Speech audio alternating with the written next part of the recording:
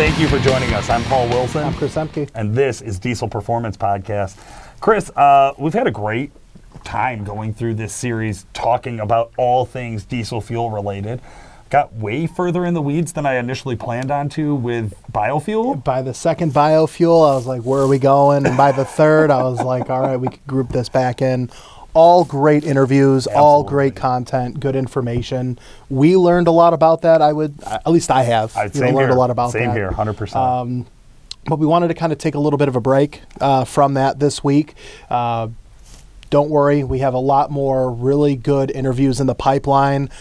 We have fuel system companies from the lift pump side of things. We have injector and CP3 interviews coming from fuel injector companies. So now that we understand the fuel side of things from the tank and the types of fuel, now we're going to get into the expensive stuff, which is the lift pumps and, of course, the high pressure systems in common rail. That's right, yeah. So this will be a good wrap up. We do need a little bit of time here to produce some of these episodes. Yep. They've just taken a little bit more to put together. No problem, though. It's going to be well worth the wait. And Chris, for this week, we do have something exciting going on still, and still truck-related. If you're into trucks, we're still talking about trucks. We've given Anthony Brunetti and Sean Lynn, two guys, all of our listeners. Sean, I would consider a co-host. Sean, I'd consider a co-host. Two guys who, if you're a fan of the podcast, you definitely know their names. They were on for about a year. The reason that you haven't heard them lately is they've been working on a new project together, which is called Ecoboost Versus. It'll be a new show that's featured on the Duramaxtuner YouTube channel, come out about once a month. It'll come out exactly once a month, and they're going to be going through all sorts of different challenges for Ecoboost and comparisons around Ecoboost. There's a lot of similarities. When we talk about the diesel world and the trucks that we talk about, and then the Ecoboost platform, one has spark plugs, one doesn't, right? One runs on gasoline, one runs on diesel. But they have similar fuel systems as far as direct injection, injector pumps, supply pumps in the tank, turbochargers. Everyone that watches us loves turbochargers. Like, that's one thing we all have in common, no matter how you want to spin it. And I'll tell you what, I'm not a big gas engine fan. Like, in the Ecoboost platform wasn't something that I cared so much about until you do get in one. You get into a newer F-150, a 3.5, and you have one tuned up. They're impressive. Like, they're really, really impressive.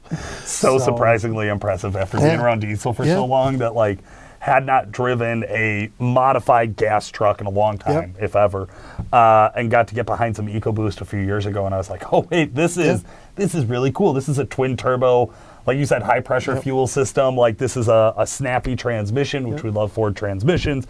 This is the shit, man. I mean, you could tell that the Ecoboost platform is a popular platform when you compare getting into any of the 1500 era, right? Maybe guys don't need a full size truck, so they want to step down from a diesel, which we've seen a lot of in customers that we talk to. But when you compare the 1500 Chevy, the 1500 Hemi, the 1500 Ford, or the F-150, half-ton base trucks, the Ecoboost packs, punch. Tune only, we can see almost 500 horsepower out of. Really, really, really good street ability, really good torque power band. Like, again, they replicate a lot of what we're used to in the diesel world, and that's more or less for us from Calibrated Power Duramaxtuner. It was an easy shoe-in to promote that, platform and get it on board. And then you and Justin, getting Sean and Anthony on board to doing a diesel or the Ecoboost Versus. There's going to be a lot of platforms that are being compared to. And then there's already an episode that has gone live. Yeah, so their pilot episode is out. It's definitely a good episode. We're going to bring Anthony in a little bit to tell us about the show and talk about it a little bit. But I think it's one of those that, again, that if you like Diesel Performance Podcast, if you follow other truck shows and channels and things like that, I think Ecoboost Versus is going to fit right in for you, because it's two guys who honestly love trucks. Yeah. They love spending time together. They love the banter with one another. Definitely comes through very, very clearly. And as the episodes go, the plan is to have them get more and more involved and bring newer and more exciting elements into it. The very first one, we'll let Anthony tell us a little bit about what they covered, but if I remember, he serves me correctly, they did an F-150 versus... a Coyote motor, a 5-liter. Yeah, that's it, the 5-liter. So it was... I think it was fun. I think you guys are going to be able to hear some of that excitement, some of that passion come through for sure. Before we kick it over to that, I do want to give a quick shout out to our sponsors. Of course, Exergy Performance, bringing us all of our high-pressure common rail fuel system needs. They handle everything from entry-level injectors and replacement injectors all the way up to massive, huge UCC competition-level injectors, along with CP3 pumps, rails, accessories, and all the other cool stuff that you need with your high-pressure fuel system for your diesels. WC Fab, your one-stop shop, turbo piping, powder coating needs.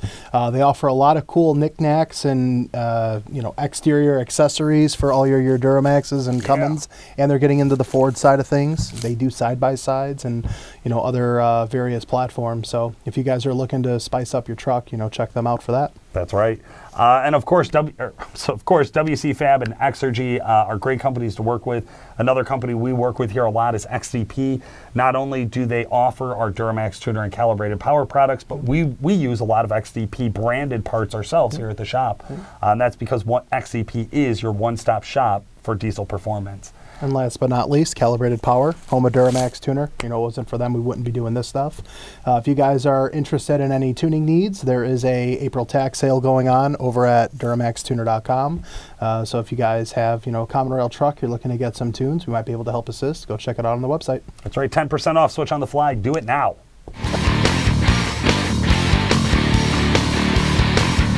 All right, guys, so I'm here with Anthony. Anthony, welcome back to the show. What's up, Paul? I am glad to have you on here. I know we've been working together a little bit on your new show, Ecoboost Versus. Can you tell our audience a little bit about it? Yeah, so Ecoboost Versus is the name of the new segment we're doing on the Duramaxtuner YouTube channel.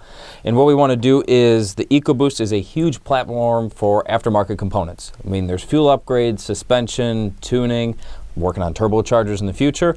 So we kind of want to show what that platform is capable of doing and kind of put it head-to-head against other vehicles and maybe other Ecoboost motors that are kind of similar to it in the same lineup, I would say. Absolutely. So Sean Lynn has a 3.5 liter 20... I think it's 2020, right? Yeah. It was like 2019, 2020. So Sean Lynn's truck is kind of a centerpiece on the show, but I think we'll also be looking at some of the other ones that we have access to about being able to drive other people's, EcoBoost powered F-150s. Will we get into some of the other platforms there? Probably. Yeah, I'd say so. I mean, we've done a couple segments, and we have a new one that we're going to be posting here shortly. It's been a lot of fun talking about fuel ratio or blends, things like that, and how that affects the truck when tuned. But I mean, another thing that we want to go head-to-head is, for example, like we have the 3.5 EcoBoost F-150 against, call it like an EcoDiesel 1500 for the Rams. Sure. Talk about how do the trucks tow. I mean, comparable motor sizes. I mean, they're in the same platform.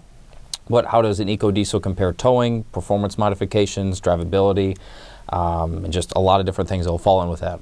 Yeah, I think this is going to be one of those really cool kind of shows or segments that there's a lot of opportunity for you guys to do comparisons, because you could do a comparison between two vehicles, or like you had mentioned, the one you're working on now is comparing different types of fuel in these trucks. I know with the calibrated power custom tuning through EasyLink, we're able to provide customers with the ability to have flex fuel capabilities on these vehicles. So you can mix in, I think the recommended is like up to E40, E50? Yeah, right around E40. It's a recommended blend. So, I mean, you see, as you get into like more higher performance vehicles, like they recommend premium fuel like out of the factory. And that's kind of on those platforms like, hey, here's what is recommended from the dealer with our calibrations to get you the most peak power and performance without sacrificing strain and wear on the fuel system. Kind of what that blend looks like, why we choose it, what happens if you don't run it, something like that. I mean, essentially that's the segment we're shooting now, which has turned out to be quite a bit of fun. Yeah, I always love whenever you can get out and beat up on somebody's truck with a camera on. Especially when it's not mine. Right? Now, the very first episode, the pilot episode we shot, you guys worked on comparing that 5-liter to the new 2020, which, you know, some people might say it was like, you know, picking on the small kid in class. Right. I get it. It was a pretty easy comparison to make the EcoBoost look awesome. But to be honest with you, it's not like you guys care which one is quote unquote better. I mean, we all knew the newer vehicle that was much, much more expensive was going to shine more than an older vehicle that is worth less. Yeah. That's obvious. Exactly. However, there are still features and benefits that you guys were able to discuss and dive into and talk a lot about the performance and the feel of that. So I would recommend anybody who's listening, jump on over to the Duramaxtuner channel, watch the most recent EcoBoost Versus video that's available there, which I believe it is labeled EcoBoost Versus 5 liter. So you should be able to find that pretty quickly. And then if they want to get a hold of you and ask more questions about EcoBoost and EcoBoost performance, how can our audience do that? Call the main line here at Calibrated Power Duramaxtuner, 815-568-7920. And to reach me direct and ask some more questions, extension 2127. Stick around, guys. We're going to be playing that episode of EcoBoost versus the 5 liter right now.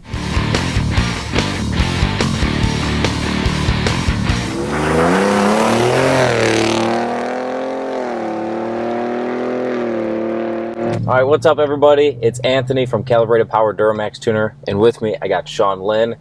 Today, we're kind of changing things up, all right? We're doing something a little bit different. We're not coming at you with a bunch of information, diving in like we do on the Diesel Insight series.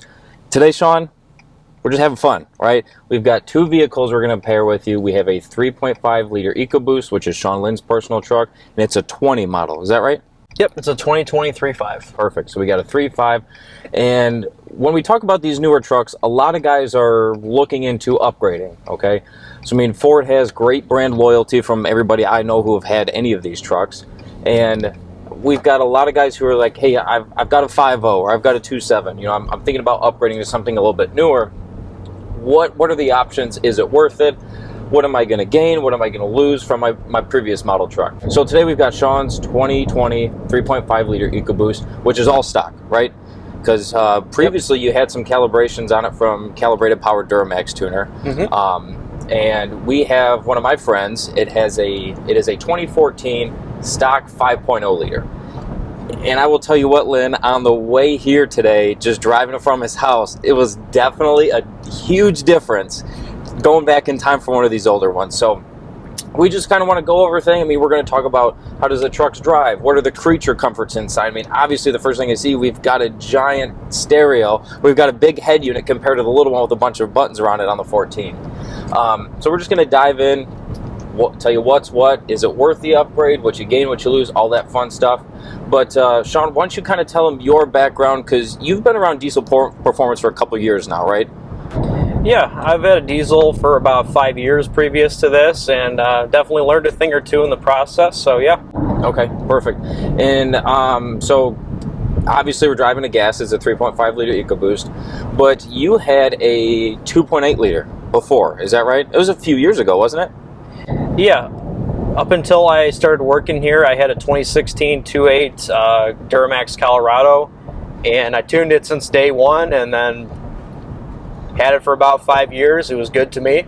Okay. And then I just wanted some more room and a new truck, so that's why I started looking into the 150s. Gotcha. Okay.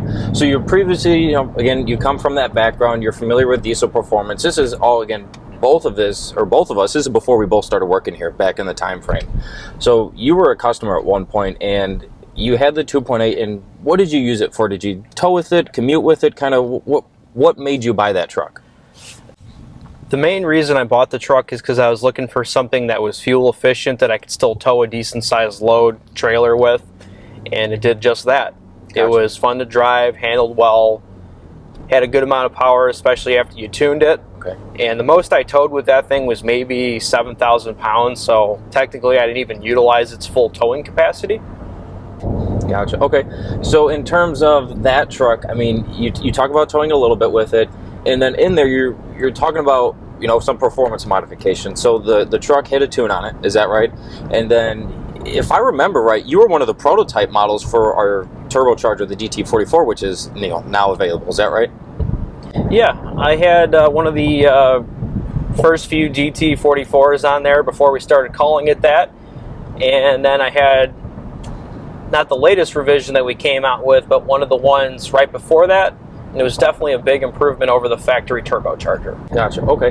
So you've got some background and just some insight for the guys at home on myself as well. I've been with Calibrated Power Duramaxtuner going on 5 years now. I had an 03 LV7. I have an 05 LOI myself currently.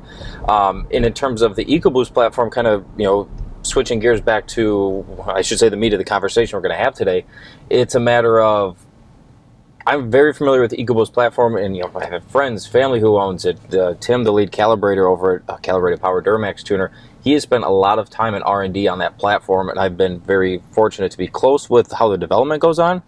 So I feel like getting the drive, whether it's a 16, a 20, I mean some of the 21s as well we've cruised around in, it just gives us a good insight on how things have progressed over the years. Because I mean, I don't know if you remember seeing those videos when the Ecoboost first came out. They had like the torture test videos, and it was like, I mean, granted, they weren't really comparing it to anything, but showing how tough these motors are. And I feel like seeing that kind of stuff is very cool because it gives you, the end consumer, when again you come from a smaller Colorado or Canyon platform, I mean, at some point you were thinking like, hey, I want to upgrade. I think it's time for something a little bit bigger. I mean, you talk about you're redoing the floors in your house. I mean, 2.8 bed can hold a lot less than something like this can.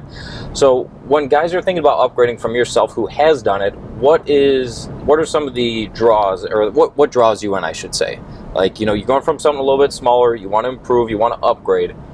What made you lean towards this truck in particular with this motor setup? Based on the fact that I tow maybe 2,000 pounds max, I have an older tracker fishing boat. I thought, well, I'd love to have a diesel, of course. I work for Duramaxtuner. I better like diesels. But I didn't need... You better, dude. I didn't need a diesel truck, so I started looking into the F-150s because I heard about the twin turbo setups and the 2.7 and the 3.5, and then I got really interested from there. And then the amount of room that these trucks have in it, it's comparable to like a mega cab Cummins where you just have a bunch of room in the back seat. The only difference is you can't recline the back seats. Yeah, like you can in that one. No, I'd agree, and one of the things that I really love that they've done, I would honestly say it's probably got to be 17 plus, where they redesigned kind of the interior and the exterior of those, is the back seats on these are massive. I mean, that's one thing, not in the back seat all the time, but it's nice to have that comfort back there. And just kind of our background, because I mean, clearly you're a gearhead, right? You've had multiple vehicles. I mean, you like to install aftermarket stereos. So you're talking about, you had some stuff done, you had a turbocharger, you had tuning, I assume you had an intake on your 2.8 as well, so you're familiar with modifying. One thing that's nice about with these 3.5 liters is the freedom and the ability to upgrade. So I should say we're going to also talk about the 5 liter a little bit and what that has to offer and what tuning and intake modifications all entail on that. But with something like this, when guys think Ecoboost or any gas vehicle in general, I mean, like you're talking about intake, you're talking an exhaust system. I mean, what do you see yourself doing in the future, and kind of why would you want to upgrade the truck? What, with the upgrades available in the market space, what would steer you in the upgrade, or why do you want to upgrade the truck, I would say? Yeah, there's guys out there that want to run a full tank of E85 because they want to get that octane level up, they want to get the power up so that you can really maximize the full potential of the truck. So you got everything from in-tank pumps, larger injectors, turbochargers coming soon here. I hear we're working on some Ecoboost turbochargers. Yeah. I mean, as of now, I think it's the Garrett PowerMax chargers that are the option for these. But we are in development of those slowly. So, I mean, you've got a vehicle, we've got a handful of good, close friends and customers. So I know for a fact we'll be doing some testing on those. But, so the truck right now is, your truck is 100% stock, right? Yeah, okay. I haven't even changed the intake or anything on it. Okay, so you've messed around with the tune a little bit, but for this comparison going back and forth between the 3.5 and the 5.0, we have both trucks 100% stock. Again, there's no intake, no inlet pipes, there's no ethanol in this at all. I believe both vehicles, actually I did fill it up on the way here, both trucks are running premium fuel. So we just want to have the comparison be as close as possible. So after driving this, because I mean, I assume you've got some experience with naturally aspirated, gas vehicles. What are some of the driving differences and characteristics? Because you're the operator on a day-to-day application. What is it like comparing it to something that's a little bit different? Yeah, so I've had V8 trucks, I've had V8 Chevys and Fords, and then obviously the 2.8 Duramax. My dad had a 7.3 Power Stroke, so I have an idea of how every truck drives a little different. He also has an 18 Cummins, so I got that as well. Driving between, for the whole video comparison's sake, like the 5 liter versus this, the 5 liter seems to have a decent amount of power when you give it heavier throttle, in my experience. Okay. And some people like that, some people don't. This truck is more immediate, and it pulls through and pulls harder throughout the entire range. Okay, from what I've seen driving it. Okay, Sean. So obviously, as these trucks get newer, they feel a lot different. We talked about some of the performance stuff. We talked about our background. What, like, on the way here, that 5.0 felt completely different than even driving in the passenger seat on this truck. So, I mean, we know that the trucks both light pretty quick from a standstill, but I mean, I thought the steering in the 5-liter was a little bit looser. Granted, they're different trucks, I know, but like, how does the truck feel because we're on the back road right now, we're taking some turns. Is the steering tight? Are you pulling off to this side? Just how does the truck feel as a whole? Yeah, that'd be a good comparison sake there.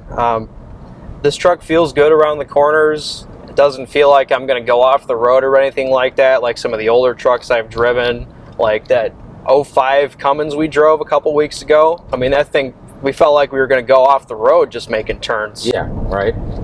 And because, I mean, granted, different steering and whatnot, but I mean, yeah, they're older trucks. They as you get up to higher speeds, and that's one thing that I really like about, I mean, it's almost everything newer now. But especially if you're a pickup truck, you're loaded down, or you got a trailer behind you, being able to stay in your lane, especially on small 2-lane roads like what we're on now, that's one of the key components. I mean, guys talk about upgrading suspension stuff. So, I mean, you want to keep that factory ride, which I think is key. But, so the truck feels good. It's tight in the corners. What about, like, throttle response? Because right now it's 100% OEM, premium fuel.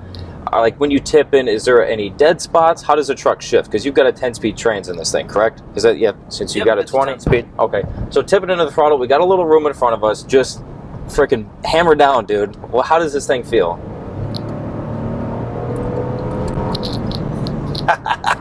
Dude, you're freaking ripping it. Oh, man. It goes when you tell it to go. That's the thing I like about it. And the nice thing there is, I mean, or I should say, guys have common concerns about the 10-speed, but honestly, I think right there that just proves them wrong, because people like, oh, I want skip shifts. I don't want it to skip shift. I want it to go through every gear. But I think in terms of drivability and leaning into the throttle, I mean, you tipped into the throttle in a split second later, we dropped a couple gears, and then you could feel the torque throw you back in your seat. So, I mean, that's something nice that I think they've really figured out over the past few years, and having the 10-speed in there. Yeah, and then when you add tuning on top of it, we can change that up and just make it drive better, have more power. Maybe the transmission shifts too soft for you. You can change it to aggressive. You can keep it mild if you want. Yeah. I like the 10-speed because there's more gears to get you up to the final gear ratio. So naturally, it's going to tow better. It's going to stay in the power band longer and just be nicer to drive overall. And I think a big thing there also is highway drivability. I mean, you get cruising 70, 80 miles an hour, and even some of the more rural areas where guys call and say, oh, to keep up with highway traffic, I've got to be doing X amount of mile an hour. Having a transmission that can work very well with that, I think it's key. And I could see where some improvements could be made for sure in the shift quality, but I feel like even from an OEM standpoint, it's still very solid. So I think that's something that's really figured out, that's dialed in. I mean, I really enjoy it. All right, Sean, so we kind of went over quite a few things. We talked about our background, we talked about the truck, we kind of gave you guys, the audience, kind of an introduction to this truck, us as drivers and enthusiasts. The main purpose that we want to kind of go about is this 3.5 liter, it's a 2020 Ecoboost F-150, is going to be the main vehicle that we're going to compare to, right? The whole idea of this series is going to be comparing, in short, Ecoboost Versus. We're going to compare it to 1500s, other F-150s. We're going to compare it to Ram, Chevy. We're going to compare it to a lot of different things. This is going to be the main vehicle that we're going to use. Because again, pickup trucks, there's a lot of different motors, there's a lot of different options. It's a giant market space with huge aftermarket potential, and I think there's a lot of information that needs to be shared. So we're going to do what we can and share that information with you guys in the audience. So now we're going to get behind the wheel where I'm going to drive and you get to be the passenger and kind of nitpick and go back and forth with a 2014 5.0 liter F-150. And we're going to see, Sean, if that extra displacement can kind of make up for the no turbochargers on it, I should say. So we're going to hop in that here in a minute and see what it's all about.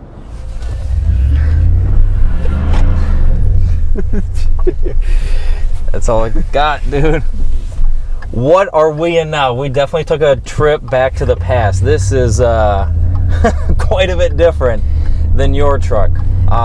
What what are we in, Sean? I think we're in a 14 or a 1980. I don't know at this point with how dated this thing is. We're in a 2014 5.0 F-150 now. All right, so I mean, we were just in a lap of luxury, and we kind of take a step back. I mean, enough shitting on the truck, but this is a very common year range and body style, I would say, for other ones that I see on the road. And what I think a lot of the customers, a lot of people out there, people who are watching this video, consumers like me and you, right? You had an older truck, you upgraded it, you changed it. I see a lot of guys who are talking about upgrading their vehicles, and they've got something along this 14, 11 plus model year range, and they're talking about, should I keep the truck? Should I upgrade it? I mean, I think almost every day we see guys on Facebook saying, thinking about upgrading, what's it worth? So I think that driving this truck, feeling the comparison, and then driving yours as well, it gives not only ourselves but people at home kind of a, what am I getting when I upgrade, or what am I getting when I keep this? So let's just kind of start from where the truck's at right now. Again, it's a stock 2014 with a 5.0, and it's a lot different, but it's very similar in the sense of they're F-150s, but I mean, like, the interior is different. It's been rattling for the past 20 minutes, and I have no idea where this rattling is coming from. I pushed the buttons, I pushed everything. I got the center dash here. I mean, the radio's totally different. I don't think this has, like, the sound upgrade package. Like, I think you get a pretty better looking head unit for some of the upgraded ones. Yep. But I should say, as a passenger, I know you've driven in your truck a lot. I just got done riding passenger in yours. What's a couple of the first things that you notice when you take a seat in this truck? Other than the brake squeaking, what are you noticing? One of the biggest differences is the more classic design, if you will, the smaller radio screen. It's got like a maybe 4-inch screen on here, and the other one has like an 8. Yeah, okay. 8 or a 9. It definitely, you feel the road a little bit more on this one. Naturally, it's an older truck with more miles on it. You're going to get that. The other truck's quieter, and the 15 and newer F-150s, they went to aluminum bodies as well, so that's another big change. Okay, so I mean, touching on something like that, I've got a Duramax myself. I'm familiar with the platform, but you drive your F-150 every day. What does that mean to an end consumer, and why would the body matter? So a lot of guys, yourself included, buy older trucks because they like that style, they want to upgrade them, and what happens over time is naturally the thing's going to rust away, and that's why Ford switched to the aluminum bodies, because they want to keep the truck on the road longer. And I've seen some higher mileage F-150s, F-250s with like 300,000 miles on them. We got one in the shop right now, actually. Guy tows all around the country, and there's not a speck of rust or corrosion or anything like that on the body from what I could tell. That white dually? Yeah. Okay. So that's a big thing where guys, for most of us, pickup trucks or vehicles are an investment, right? It's something you're going to keep. If you're getting a truck, you're going to haul with it. You're going to tow with it. Maybe even take road trips. There's a lot of room in here, I would say. So having that extra, peace of mind of, hey, I bought this truck for this reason, and it's going to help me in this sort of way. So touching a little bit more on the bodies, so when was that year cutoff, I should say? So guys at home, and myself included, know what range to be looking for what's best for me. So when was that cutoff for the different bodies? So the F-150 got an aluminum body in 2015, and then the 250 Plus has got it in 17. Okay, so the F-150's got it first, and then the larger trucks got it a little bit later. Yep. You know if that was any reason, or they just kind of rolled it out with the F-150 first? Naturally, the F-150 seems to get the new features first, just like the 21 F-150s right now. The new F-250s haven't been updated yet, so looks like they try it out on the 150s first. Gotcha. Okay, perfect. And one of the things I notice, and you talk about like drivability compared to the 20, the truck seems fine off the line. We really haven't had a lot of open room yet to tip into the throttle, which we will here in a little bit. But it's quick off the line, it's snappy, it's responsive. I can kind of feel, I don't know where we're going. That was like 50% throttle change, and the truck was barely moving. So it's a much different platform, and I feel like, again, not everybody's about performance, and at the end of the day, that's not always the name of the game, but it's nice to know what you're working with. You tipped into your throttle, and the truck lit and just went off. So, seeing that is also very nice where, hey, when I want to tip into the throttle, when I want to merge on the highway, or when I want to pass somebody, you know, you have that confidence in, hey, here's what the truck's going to feel like, here's what it's going to do. I know that when I apply X amount of throttle, it's going to downshift, the chargers are going to light, and it's going to take off. For something naturally aspirated, I mean, again, you work within certain limitations, right? So, I mean, I think you need to understand and go head on into, I know what this truck's going to do. They're not going to drive like the others, but there should still be some crossover. How's the throttle response? How does the trans adjust when I go to downshift? You know, how much throttle do I got to apply before it really starts to take off? And I think one thing that's nice about, you know, for guys who do want to upgrade, that your truck is definitely more peppy and responsive in stock. They might be comparable in terms of peak power, but again, peak power is not always it's not always the main thing, right? Yep. So we've been cruising along for a little bit here. What do you think overall, I mean, how the truck feels and how it's driving? In comparison, like I was saying before, it seems like you feel the road a little bit more, and the steering doesn't seem like it's as tight. And the throttle responsiveness, I mean, I'm used to driving mine now, so I can tell you it's very responsive, especially when you tune the truck. It's just an animal at that point. Yeah, right. No, the tune makes a world of difference, and I think let's talk about performance a little bit. You know, we'll talk about some of the other drivability points of the truck, but you go ahead and you talk about like tuning, all right? So, I mean, tell the guys at home, for your 3.5 or 3.5 and 2.7s, you know, they're alike. What does the, I should say, what are the flashing options, right? Because we're familiar with, like, you know, like EFI Live on the diesels, HP tuners as well, but you can use a couple different other things to tune those, is that right? Yeah, we usually go with Easy Link on the Ecoboost trucks or HP tuners, depending on the year, and both of those, you have different options as to what you can do. Okay. And EasyLink is something that we're very familiar with. It's using your smartphone, right? Yep. So something like this truck, it really doesn't have that ability. So you're limited to something like an SET. There's some other box programmers. I mean, I believe Edge even makes some calibrations for these as well. So you've also got to look at performance-wise. If you're a big gearhead, granted, there is still a lot you can do with this. I've seen guys put superchargers on these, and they absolutely blow the tires off. But for like dollar per horsepower, it's also very hard to beat the Ecoboost platform, because, I mean, you run a little bit higher quality fuel and you run a tune, I mean, that's 100 plus horsepower almost instantly. Yep. As where something like this, if you just want to tune it and you have to be specific with your octane ratings, where you're running 87, you're running 93 or 91, and you're only getting, I mean, you're getting 40, 50, maybe upwards of 65 extra horsepower. As we're on your truck, the Ecoboost platform, you can blend fuel, right? So you don't have to have specific octane tunes. So, you know, kind of touch on that a little bit, Sean, because I think a lot of guys, like, when you're talking about aftermarket performance gas, ethanol is one of the biggest things that people hear about. But it's not as simple as just, hey, you know, let me send you a tune. There's also quite a few upgrades that need to take place. So, I mean, talk about your truck a little bit. You want to run full ethanol. I mean, you're doing a laundry list of modifications. What are they? Yeah, so if we're talking about a 17 or newer F-150, a non-Raptor model, we're talking an intake pump upgrade, 1,000cc injector upgrade, they're port injectors, and then we're talking an updated tune as well for that. Gotcha, okay. So not as simple as just throwing in a tune and calling it a day. Like, there's some aftermarket parts that need to take place. And with this one as well, like, I've been looking at a lot. Again, the gentleman who owns this, he's looking into different calibrations, tuners and things like that. It's not as simple as just throwing a tune in there and putting different fuel in there. Because again, you've got fuel pumps, you've got injectors, you're going to have other hard parts that definitely need to be adjusted for. And I think on these older trucks, sometimes that stuff can be a little bit more difficult, I would say, to do compared to the newer ones that are because you've got flex fuel enabled, and granted you can a little bit with these, but not anywhere to the degree like you can on the Ecoboost platform. Another thing I want to touch on here is we're going to have a little bit of room here in a minute. I mean, the throttle response from off the line is very nice, but I want to see how it, because again, you lit on the throttle a little bit, the truck snapped and went, right? I mean, we already tested it a little bit. It's not the greatest, but in comparison wise, so I would say let's kind of see.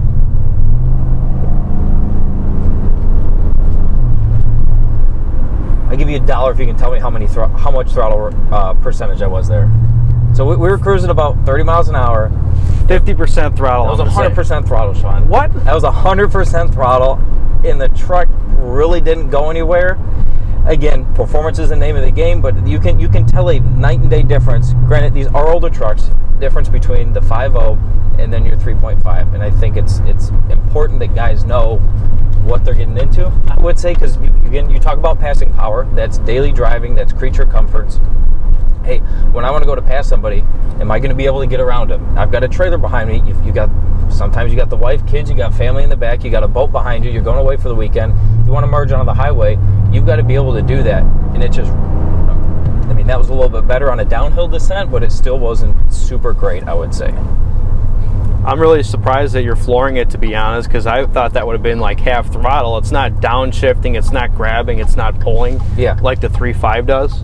And I think that, granted, you got to catch it in the right RPM band, but I think that's where a different transmission, such as what you have, comparative to the 6-speed. Here, we've got a little bit more real estate. Let's.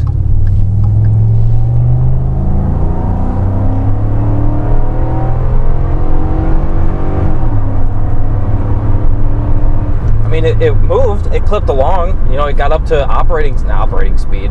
It got up to the speed limit there, but it really didn't throw me in the back. It was basic, I should say. Yeah. It wasn't impressive. It wasn't throwing me back into the seat. I really couldn't feel the torque. It was just, it's not a turbocharged vehicle, which I think that a lot of us are used to.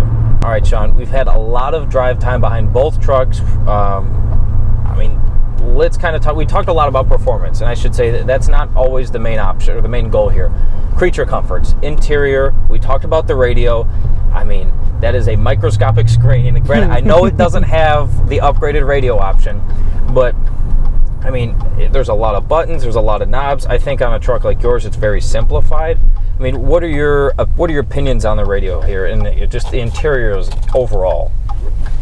Overall, it's not too bad. It's definitely a change from the 2020 that I have.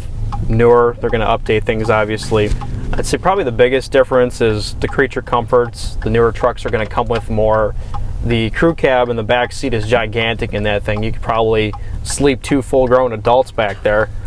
Why are you sleeping in the back of a truck, bro? Just get a hotel room, dude. Hey, if you're going on a road trip and you don't got time to stop for a hotel, sleep in the back seat. Good Lord. I don't want to hang out with whoever you're hanging out with, man. I'm just going to get a hotel like a normal adult. I went on a road trip to Wyoming one time, and my buddy slept for 18 hours in the back of the van we took. Who's your buddy? Sailor. Oh, my. All right. Anyways, back to what matters instead of your weird friends, all right? So we've got an extended cab. Granted, there's a lot of different cab configurations. I almost never see the newer trucks with an extended cab. But I mean, common on these is the doors rattle over time. The driver's door starts to sag. I mean, again, they're older trucks and they got miles on there, and that's one of the things you have to think about when you're talking about upgrading. I mean, I still cannot figure out where that rattling is come from. I think it's got to be down in these receipts, the cord. There's probably $100 worth of quarters sitting there. But I mean, I don't really think that these are all that bad. The air vents, I should say. But again, there's just some noise, there's some rattles. It's a 2014, right? And it is what it is. It's a solid truck. I don't want to kind of seem like we're knocking on it too much, but the truck is solid overall. It's going to do what you need to do, but there is definitely a lot of room for improvement. And I mean, comparing the two, right? If I'm going to come to you and say, hey, you're driving this truck, this is your day-to-day operator, would you want to hold on to it, or would you be talking about upgrading with kind of everything we've gone over today? If I had the 5-liter of this era, or just even a newer one, I'd want to go to the Ecoboost just because of the better towing capability, performance, modifications you can do. You don't have to bolt a supercharger on it. You can flash a tune, change your fuel, and get that much more power. With this, you can, but you still have to do a lot more modifications and spend a lot more money to get performance out of it. Yeah, and performance aside, also like the day-to-day operation. I mean, this is going to get less fuel mileage than yours truck. So I mean, you got to consider, like, if you're going to tow with it, you're going to drive it. Like, mileage, especially in today's age, I mean, fuel's not cheap. You want to make sure you're getting the most bang for your buck. I feel like the interior is definitely a lot more solid on the newer trucks. So I mean, myself, I might hold on to the truck for a little bit until I find the right one, but I would definitely be looking at upgrading, comparing the two. So, I mean, overall, this is a solid truck. It does what it needs to. I mean, you can hear the exhaust drone. I like the exhaust note. If there's one thing I'm definitely a huge fan of, it's the exhaust. You can throw them on your truck. They still don't sound 100%, I would say.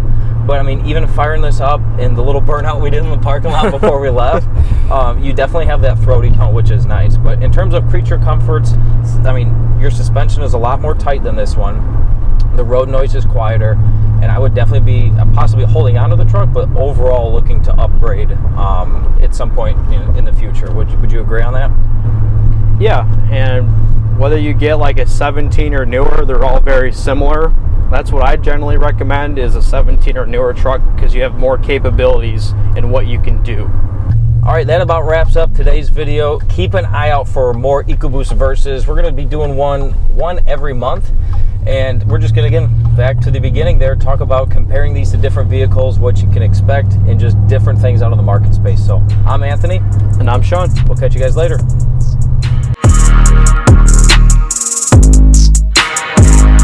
Dude, what are you going over the line? Dude, someone's got to turn left and they're just going to smoke your bumper. Thanks for joining us today, guys. This has been Paul Wilson. And Chris Emke. Make sure to like and subscribe, and we'll talk to you again soon. But it's not diesel. It's okay. No, scratch that for real. You're right. Sorry. Okay.